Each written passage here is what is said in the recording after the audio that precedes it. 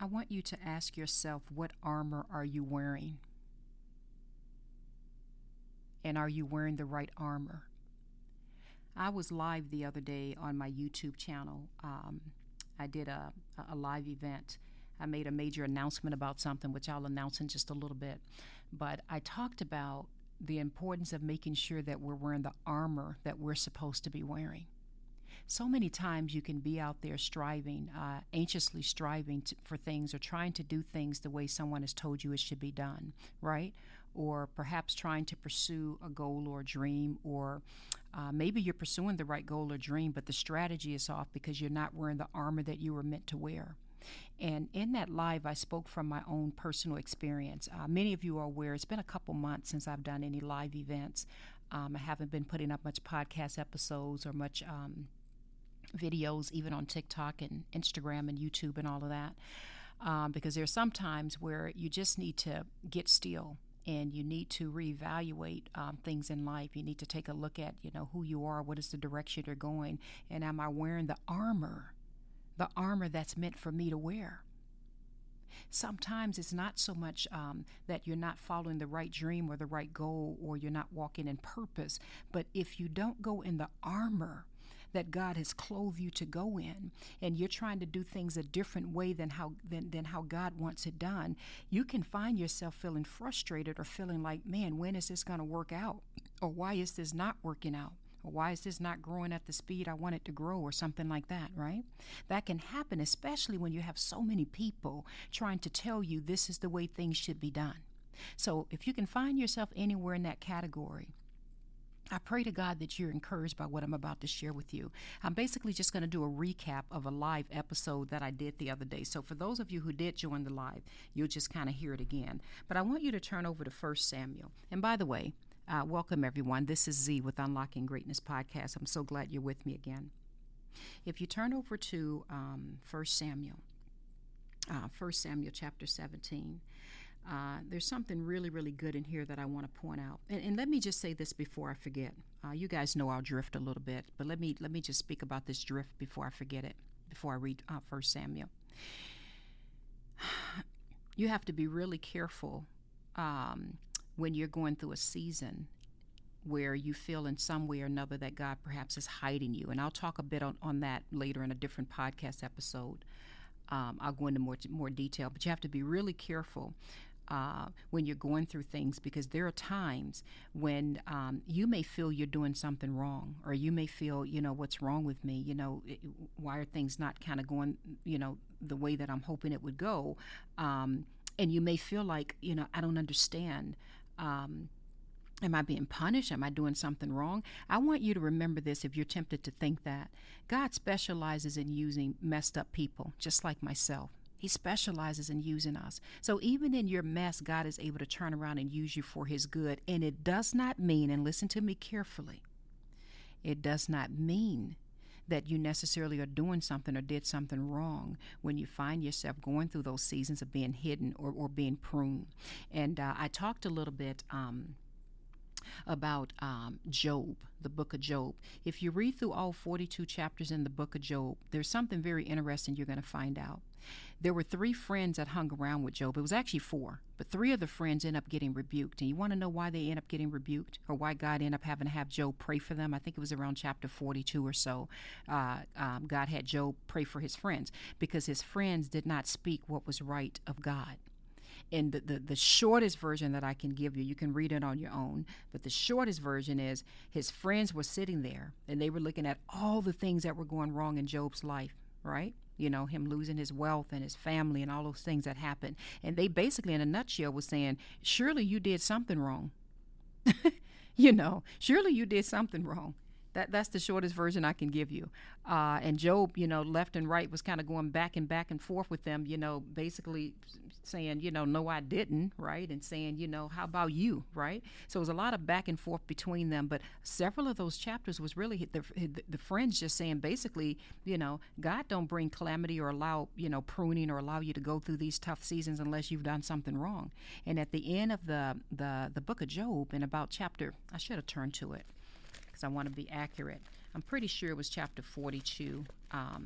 But anyway, at the end of the book of Job, and I think it was chapter 42. Give me a moment. I know I just jumped, but I just wanted to make this quick point. Yes, it's in chapter 42. Because in verse 7 of chapter 42, after the Lord had said these things to Job, he said to Eliphaz the Temanite, I am angry with you and your two friends because you've not spoken of me what is right, as my servant Job has. And then he basically just went on to say, my servant Job will pray for you, and I will accept his prayer and not deal with you according to your folly. You've not spoken to me what is right, as my servant Job has done. And notice those friends that God mentioned. He didn't mention the one young man that was among Job that spoke. But anyway, I went far deeper in that I wanted to go. I just wanted to make a point that don't fall into the trap of thinking that you've done something wrong.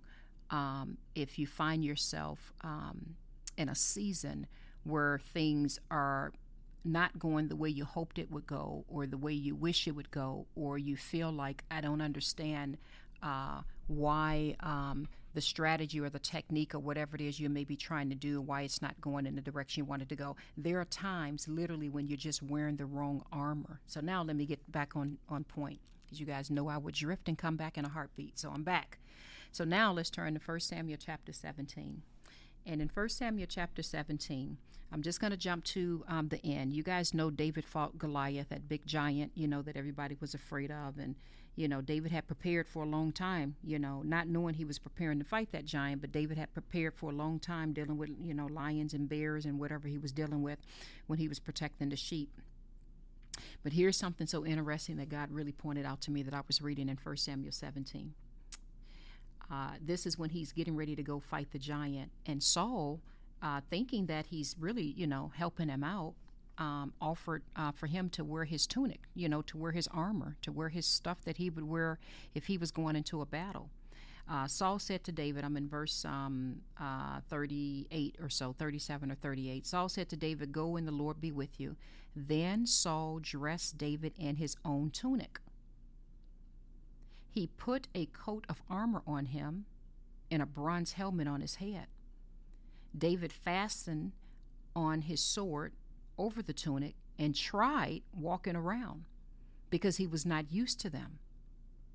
I cannot go in these, he said to Saul, because I'm not used to them. So he took them off. And then he took his staff in his hand, chose 5 smooth stones from the stream, put them in the pouch of his shepherd's bag, and with his sling in his hand, approached the Philistine. And then it goes on to talk about, basically, meanwhile, the Philistine, with his shield bearer in front of him, kept coming closer to David. He looked David over and saw that he was only a boy, ruddy and handsome, and he despised him. And he said to David, am I a dog that you come against me with sticks? And, you guys know how the story ends with that, because the Philistine was like, who is this little kid, right? What is this? Some sticks and stuff, right? Now, let's just spend a little bit of time and digest this. This is just kind of how I get excited when I read through a scripture too. Think about this for a moment. Saul thought he was helping him out by giving him his own tunic and his armor, his clothing, whatever it was, right? There can be times in life where people really think that they're helping you and they're giving you the very best advice that they know. And you're trying to follow that advice, and it didn't work out. Or you're trying to follow a strategy that it worked for everybody else. It worked for everybody else, but it didn't work for you. And you can be sitting there on the other side of that mountain thinking, what's wrong with me? And baby, there's nothing wrong with you. That's just not your armor. The anointing is still there. The calling is still there. The gift over your life has never left you. But you're not wearing the right armor. You're dressed in something that you are not used to. I'm going to let that soak in for a moment. And if you stay dressed in this armor that you were never meant to battle in, you can begin to devalue yourself and think something's wrong with you.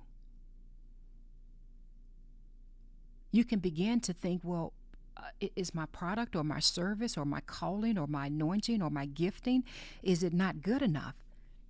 Did I not hear from God? Did I make it up? Is God still there?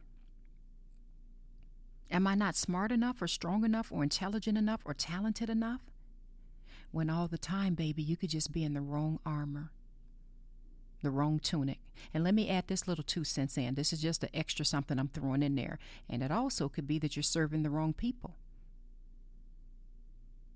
I heard Apostle Joshua Selman from Africa say that in one of his sermons a long time ago. He said sometimes you're serving the wrong people that are not able to give back to you. And you're literally devaluing. You feel, I can't remember the word he used, but in a nutshell, you feel devalued. You feel like, you begin to question your own value. When the value is there, baby. But you could be serving the wrong people. Now let me get back to what I was saying about the armor. You can be wearing the wrong armor and not even know it. So Saul said to David, let me put my glasses back on. Saul said to David, he said, I'm in verse 39, I cannot go in these because I'm not used to them. He was used to using a stick and a rock. Now let me say it like this. This should help somebody. He was used to using something that other people would probably laugh at. You may have a tactic, a strategy, or a way of doing things that people think is ridiculous. People may look at you as that Philistine looked at David and said, what is this? Am I a dog? Did you come against me with sticks? See, when I read the scriptures, I like to also look at the mysteries that's hiding behind the scriptures and let it kind of jump off the page, right? And thank God, by the grace of God, when I read the passages, I can't quite explain it, but it's as if there's another layer of the scriptures that just rises off of the pages. That probably don't make any sense to anybody, maybe just to me. But I can't explain it, but things kind of pop up almost like in the spirit, like almost in 3D. It's just something that pops up on the page. So when I read this, what I see behind what I'm reading is, oh my goodness, he was preparing to fight using the stick and using the rock, the slingshot or whatever you want to call it, right? He was preparing all that time against the lions and the bears and all of that as he was preparing sheep. He never wore that tunic. He never wore that armor bearer. But yet, the talent and the strength was there. But to the Philistine, it looked like nothing. And to Saul, it looked like, wait a minute, you're not equipped. Hold on. Could there be people in your life saying that to you? With love, they can be trying to help you. Like, no, don't do that. Don't do that way. Don't launch that kind of business. Nobody want to buy some stuff like that, right? Or don't do things this way. Here's how you do it. Don't adjust your prices this way. Here's how you're supposed to do it. Here's how everybody does it. Here's how it works. You get my point? You can get so caught up, and there's certainly nothing wrong with getting advice. I'm very strong on that. In fact, we're taught in the Bible, you can read through Proverbs. Proverbs talks about this quite a bit. Plans actually fail for lack of counsel, but you got to get the right counsel. And first and foremost, that counsel needs to come from God. Starting off, let me say. You got to get the right counsel, because sometimes there can be people with the best intentions in mind, right? That can be trying to dress you up and suit you to go out there in the battle, to go out there on the battlefield, and you out there thinking you're doing what's right, and you're wondering, why is it not working? Why, after all these years or months or however long you've been working on something, why has it not taken off, or why is it not working the way that it worked for them?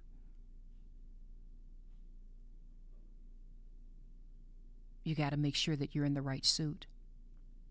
So I love that David was aware and bold enough to say, I can't do this. I can't go in this. I can't. This is not the way that I'm supposed to do it.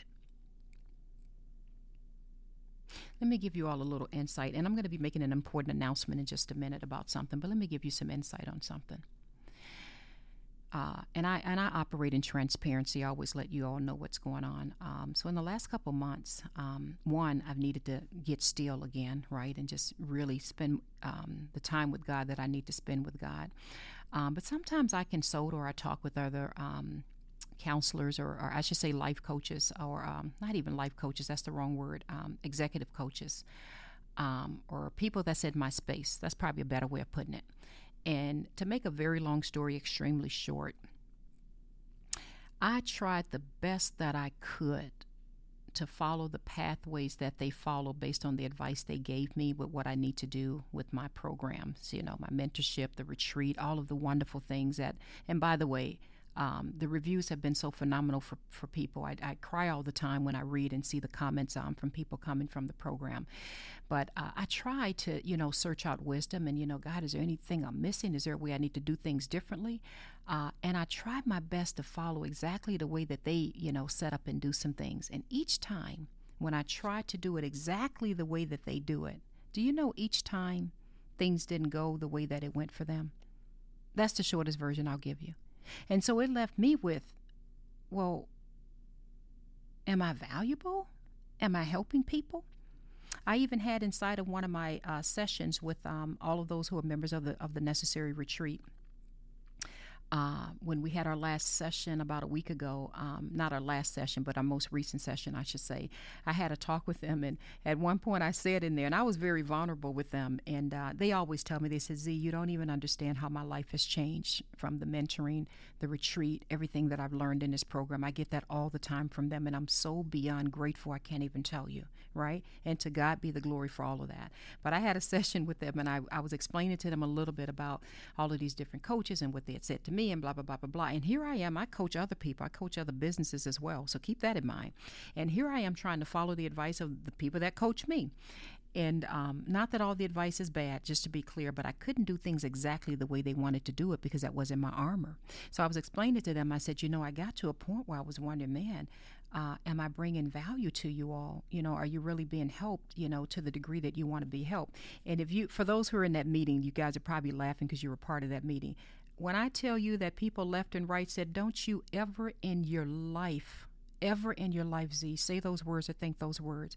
You have no idea how much we've changed or how much I've changed. We even had one lady that said to me, bless her heart, she don't know she's made me cry so many times. She said, Miss Z, I really don't speak much, and I've been in your Zoom and your lives the last couple of months, and I've never once gone on camera. I've never once spoken up. I've always been in the background. And then she just got to crying, and she says, but please don't ever think or question if you're really making a difference in people's lives. And she just went on and on and on to talk about, you don't understand. I can dream again now. I can vision. I have vision now in terms of where I'm going. I have clarity in my life. Everything has changed for me from what I've been learning. And she just went on and I started bawling. And then I looked on the screen. I was on the Zoom call with everybody. And people left and right was just crying. And then somebody else got to sharing and somebody else. And I say this, let me explain why I'm saying this, because this is not about in any way, fashion, or form about boasting. I'm saying this because if I went through this, I can imagine other people go through this as well. When you're wearing the wrong armor, when you've picked up the wrong tunic that doesn't belong to you, and someone is trying to help you shape what you do or the way you do things or what you're about to do, right? The way that they do it. And if it doesn't quite kind of go well, you can begin to doubt yourself and wonder, am I even good enough? And I went there for a moment. Am I really making a difference? Now, I know it's God that's working through me, just to be clear. It's not me doing it, it's God. But you can begin to doubt yourself. And the issue can be, no, you're just wearing the wrong armor. You're in the wrong tunic. Or in some cases, you can be serving the wrong people, right? Right? You get my point? This is a beautiful example where Saul is saying, no, I'm not used to that.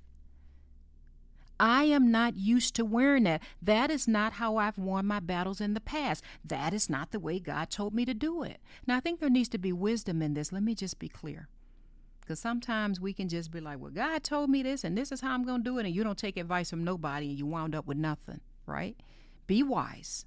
I'm not saying all advice is bad, but I'm saying you have to examine your armor.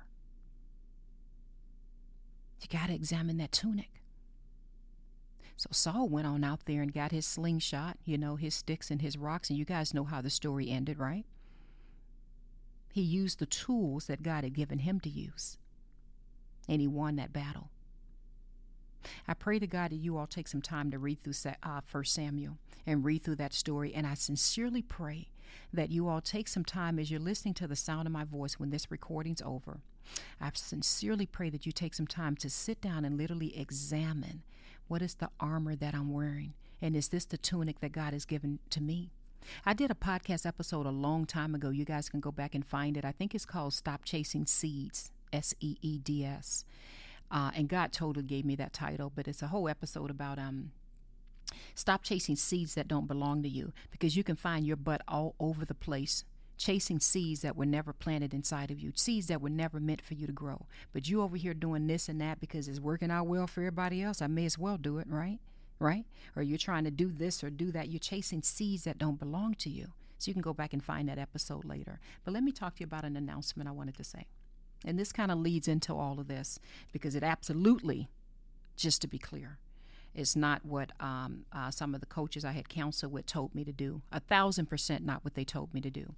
God had placed in my heart, and this is partly me talking to you and partly a confession. God had placed in my heart, really almost from the very beginning when I wrote Necessary. He placed in my heart, first of all, he woke me up at 3 a.m. and told me to write that book, and he told me it was going to change lives all over the world. And every single thing in Necessary, every single thing in that book came through the Holy Spirit.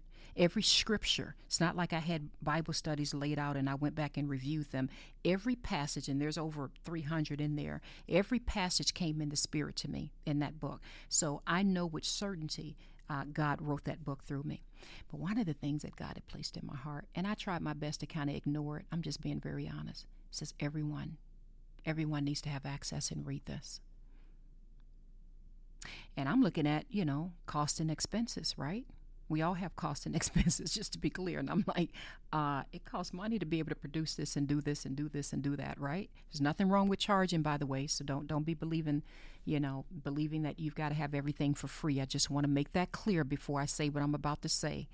But one of the things that God put in my heart, he needs this to be available for people, because there's so many people going through things. And he put in my heart, I wrote this book through you because I know I can get this book through you to reach the nations. So I've really been spending some time back and forth talking with God. How can we do this, God? Because my coaches are telling me to do this, right? And you all know my book's always been $27, the paperback, the audiobook, all of that, right?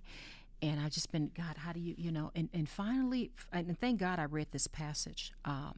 And my eyes began to be uncovered, and I began to see, I'm not wearing the tunic, the armor that God has told me to wear. I'm not doing things the way he told me to do it. Because every single time I sit and I think about tens of thousands of people, hundreds of thousands of people all over the world reading this book, diving into these scriptures, coming out of dark corners, no matter what season they're going through in life. And you all know inside of Necessary, you already know this by now, I talk about, it starts off with a letter to the enemy, which is a very sharp letter to the enemy, stating that you almost had me, I almost believed your lies, right?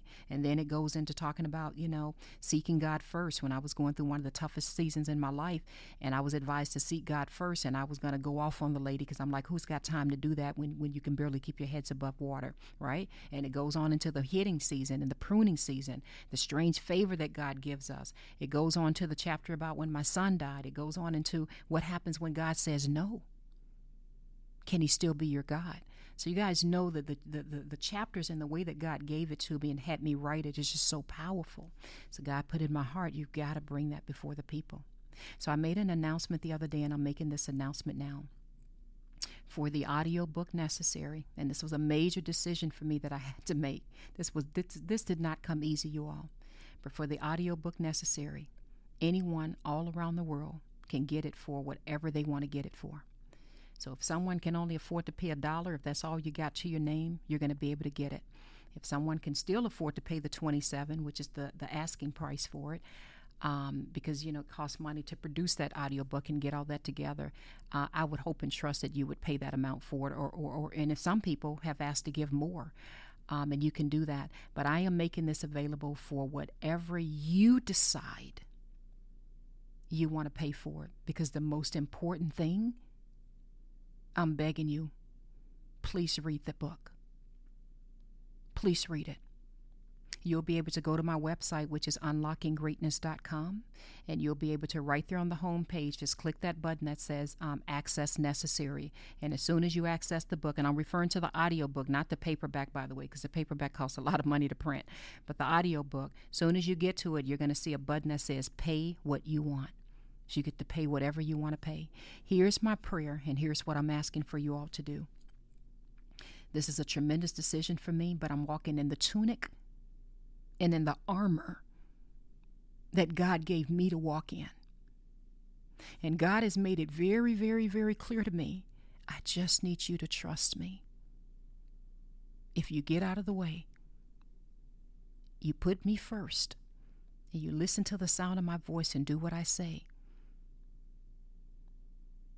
I promise you I'm going to bless you. God's made it very, very clear to me, I need you to trust me.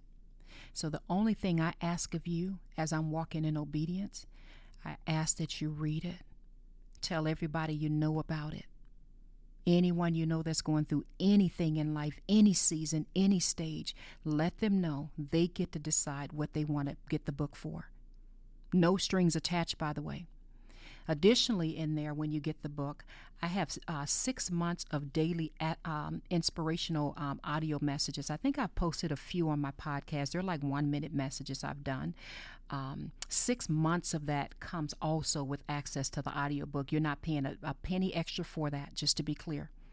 There's no trickery with any of this. You're not signing up for something where, you know how sometimes you sign up for something and you think it's just $1 and then they're charging you something else. It's not like that. No. I fear God too much to do any kind of trickery. I'm not going to do that. Whatever you decide in your heart that you want to pay for to be able to access necessary, you get to decide. My hope and prayer is that before this year is out, there's still time, by the way, I want to make that point. There's still time this year, baby, for things to turn around.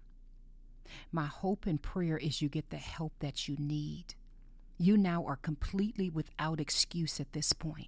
My hope and prayer is that your eyes are open no matter what season you are going through, whether it's a pruning season, a hidden season, season of victory, season of loss of a loved one, right? A season of not being sure who you are and you need to be reminded, right? No matter what season you're going through, I pray that you get the help that you need now. I pray that you learn a lot more about who you are. And just as importantly, who you are not, and the power that you have over the enemy, over the adversary. That's one of the biggest things that God put in my heart. People need to understand the enemy is limited. He does not get to just show up and do whatever he wants to do in your life. 1 John 4:4 teaches us the one who is in you is greater than the one who is in the world. But here's what's been in my spirit, and I can't let it go. What's been in my spirit, and it's as if God's been whispering in my ear, my people don't know my word. They don't know my word. So many of them are out there worrying and stressing and going through things, but they don't know my word. And God put in my heart, I woke you up in the middle of the night years ago, which that's what happened, by the way. God woke me up at 3 a.m. and told me I would be writing necessary. He gave me a vision of the book, which is why my name is not on the front cover. And he said, I'm going to write this book through you. And again, I didn't know he was going to have me live through it to write it, which that's a whole nother subject, right? But God placed in my heart, I wrote this book through you so that I can get it to the nations. Don't stand in the way. So this is me putting on the tunic,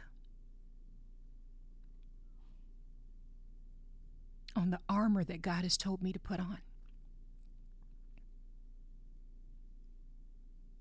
What's your tunic?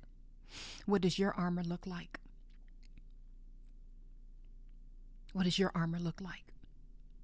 And I want to make it clear, this is not a strike against any executive coaches out there. I even coach some executive coaches. I have like an executive coaching tier even in my program where I literally coach presidents and CEOs of companies. Many of you don't know about that because I don't advertise it much, where I do one-to-one sessions. So I'm not coming against that. Nothing wrong with having a niche and all of that. But I will say this, even the coaches that I've had at times, some of which I'm no longer under their coaching. You know, people may have the best intention, like in my case, you know, people have said, you know, man, with as many people, hundreds of thousands of people all around the world, Z, that listens to your podcast, if you just focus on just the 1%, just the 1%, and you charge, and I won't even throw out there some of the things that they've recommended, and nothing wrong with that if that is your niche and that's what you want to do. I want to be clear. I'm not coming down on any coach. I think that, you know, you have to do what works for you, and you have to. And I've had people, Christian business owners, who just said, you know, that's not my calling. My calling is to focus on the 1%. So wherever you feel God leads you, do it. But my tunic is God has anointed me to speak to all people. So I serve those who don't have a dime to their name, right? For some people, $27 a month, that's rent in certain parts of the world, right? I serve all people. People who don't have much at all, people who are doing fairly okay, right? And money's not a big issue, but you know, they're making it and doing what they got to do, not a lot extra, but they're okay. And people that have a whole lot of money, way more than they can count, right? I don't fit into that box of just one. And so when I've had all these souls come into my life, and I mean that with love and respect, let me just say that, saying this is what you need to do. You just put yourself in this box, or just put yourself in that box. And do you know that if you just like don't bring up the Bible and all this, you know, biblical stuff, have you any idea how large your podcast can grow even more? You know, or how much more you can grow on social media? How many sponsors you can get? See, there are things I don't talk about with you all. I don't explain to you or tell you not only the attacks that come, but sometimes what people have thought or have said in terms of things that I need to do. Have you any idea how many sponsors and people you can get? Top dollar at that. Never have to worry about finances a day in your life. If you just leave this religious stuff out the picture, like, I know you like people, but like just you know, don't be bringing up the Bible and this and that. The devil is a lie. Some people may think it's foolish. Well, why are you giving your audiobook away? Why are you letting people determine their price? God has already gone ahead of me and made it very clear to me, watch what I'm about to do. Watch what I'm about to do. So that's my tunic. That's my armor. And it took me a couple of months to finally come full circle. And again, I've not even been posting anything lately, you all. Full circle, because I know the sacrifice that's made to make decisions like this. Full circle to realize, oh, like David, he had to go in the armor that he was used to being in. He had to go in the tunic. He had to wear the tunic that God had prepared for him. Now, that does not mean, because I don't want you to twist my words, that does not mean that you don't grow. Sometimes you got to get out of this cage mindset. You have to get out of this scarcity thinking or this poverty thinking. This is not in that same category, so don't get that confused, you guys. This is me walking in the armor and in the tunic that God has given me. Does that make sense? What is your tunic? What does it look like?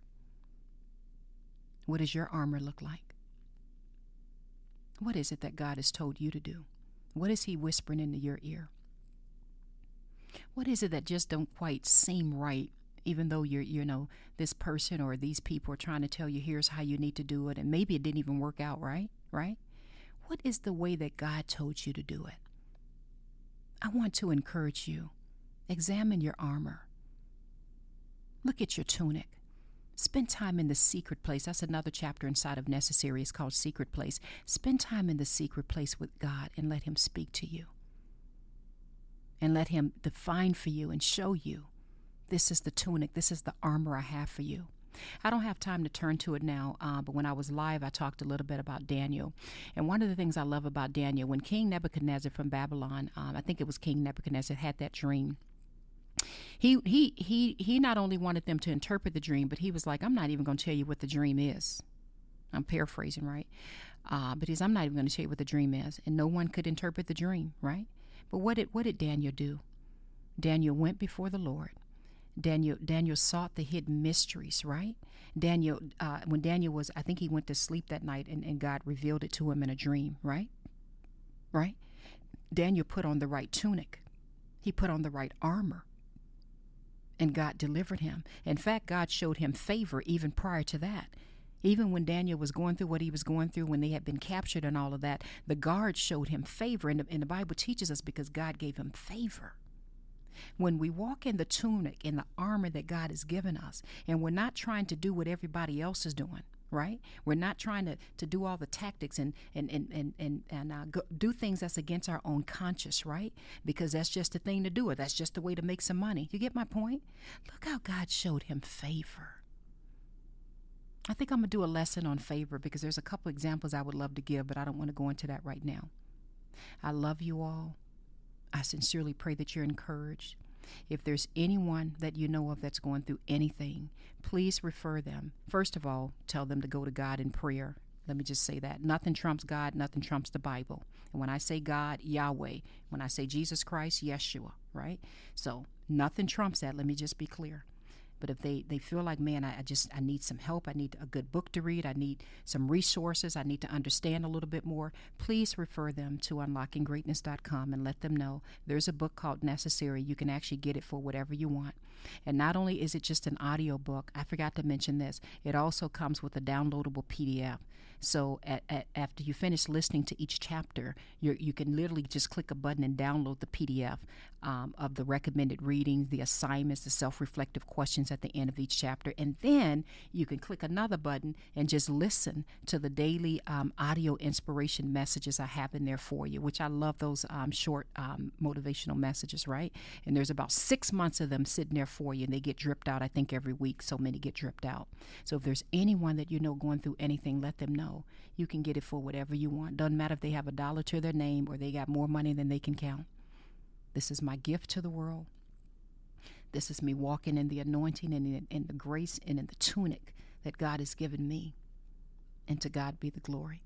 Real quick, there's one other thing I forgot to mention. I created a 2-day training session also that's on my website at unlockinggreatness.com. There's no charge for it whatsoever.